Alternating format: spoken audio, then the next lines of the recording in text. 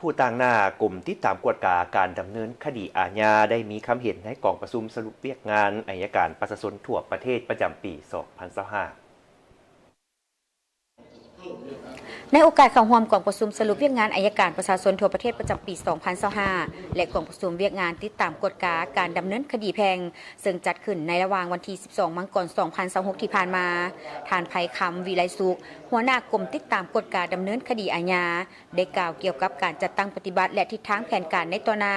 โดยเฉพาะเป็นการแก้ไขปัญหายาเสพติดที่ติดพันกับวาระแห่งชาติให้บรรลุผลสำเร็จสำหรับกรมพวกข้าพเจ้าเป็นกรมหนึ่งที่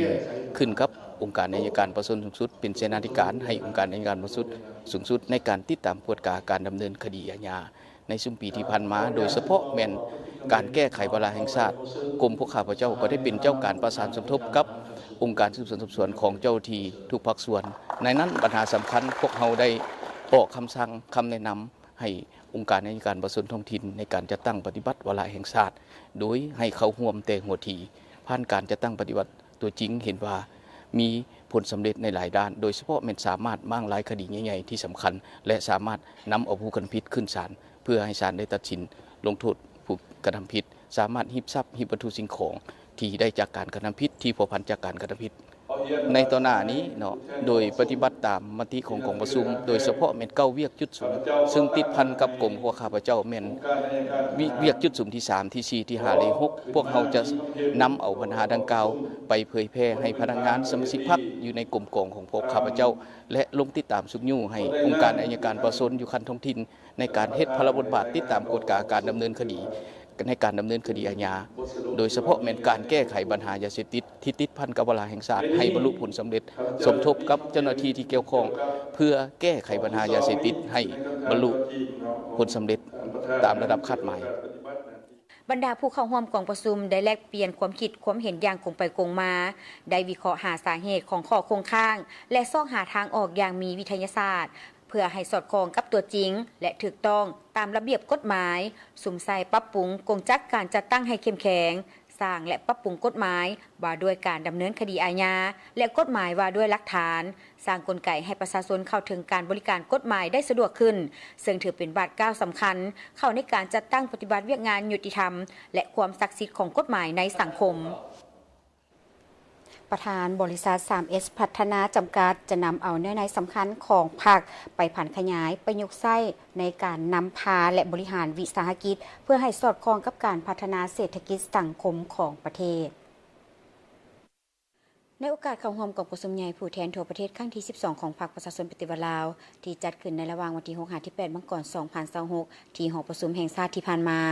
สหายปริญญาเอกพรประเสริฐอินทศรประธานบริษัท 3S พัฒนาจำกัดได้ให้สัมภาษณ์ผ่านสื่อมวลชนว่า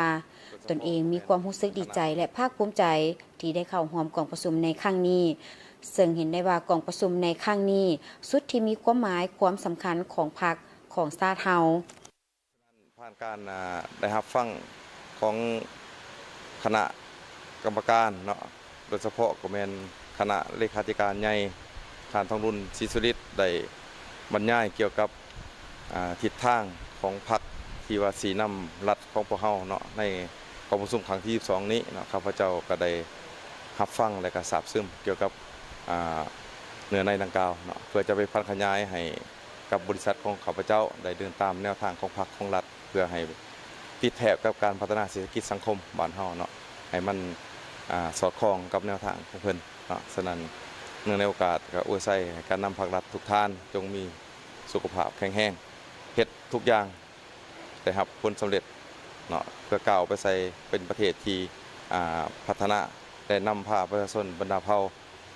หลุดพ้นออกจากกรมหลุดพ้นออกจากกรมโดยพัฒนาได้เป็นประเทศที่สีวิไลเนาะระยะผ่านมาเนาะทางบริษัทของพวกเฮาก็ได้เอาใจใส่เนาะเกี่ยวกับการสร้างพื้นฐานโครงสร้างโดยเฉพาะบริษัทของพวกเฮาก็ได้เฮ็ดเรื่องเกี่ยวกับการก่อสร้าง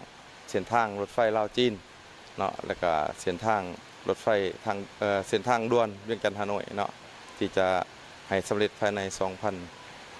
2026-2030ให้สำเร็จเนาะภายในระยะ4 ปีจ้ะ